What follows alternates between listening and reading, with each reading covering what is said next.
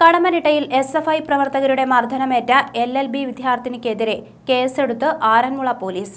Kadammanitta mount Zion കോളേജിലെ 3ാം വർഷ LLB വിദ്യാർത്ഥിനിക്ക് എതിരെയാണ് പോലീസ് കേസെടുത്തത്. കോളേജിൽ വച്ച് 4 ദിവസം മുൻപ് SFI പ്രവർത്തകരിൽ നിന്നും പെൺകുട്ടിക്ക് മർദ്ദനമേറ്റിരുന്നു. തന്നെ മർദ്ദിച്ചെന്നു കാണിച്ച് വിദ്യാർത്ഥിനി പോലീസിൽ പരാതി നൽകിയെങ്കിലും കേസെടുത്തില്ല. ജനറൽ ആശുപത്രിയിൽ ചികിത്സ തേടിയ പെൺകുട്ടിയിൽ നിന്നും പോലീസ് മൊഴിയെടുത്തെങ്കിലും തുടർ നടപടി ഉണ്ടായില്ല. തുടർന്നും വിദ്യാർത്ഥിനിയും യൂത്ത് കോൺഗ്രസ് KSU പ്രവർത്തകരും പോലീസ് സ്റ്റേഷനിലെത്തി പ്രതിഷേധിച്ചു. ഇതിന് പിന്നാലെ പോലീസ് പെൺകുട്ടിയുടെ പരാതിയിൽ FIR ഇട്ടു. പ്രതിഷേധിച്ച യൂത്ത് കോൺഗ്രസ് KSU പ്രവർത്തകർക്കെതിരെ ജാമ്യമില്ലാ വകുപ്പ് പ്രകാരം കേസെടുക്കുകയും ചെയ്തു.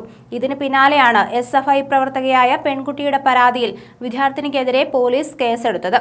പോലീസ് സ്റ്റേഷനിൽ പ്രതിഷേധവുമായി എത്തിയ യൂത്ത് കോൺഗ്രസ് KSU പ്രവർത്തകർക്കെതിരെയും ജാമ്യമില്ലാ വകുപ്പുകൾ പ്രകാരം കേസെടുത്തിട്ടുണ്ട്.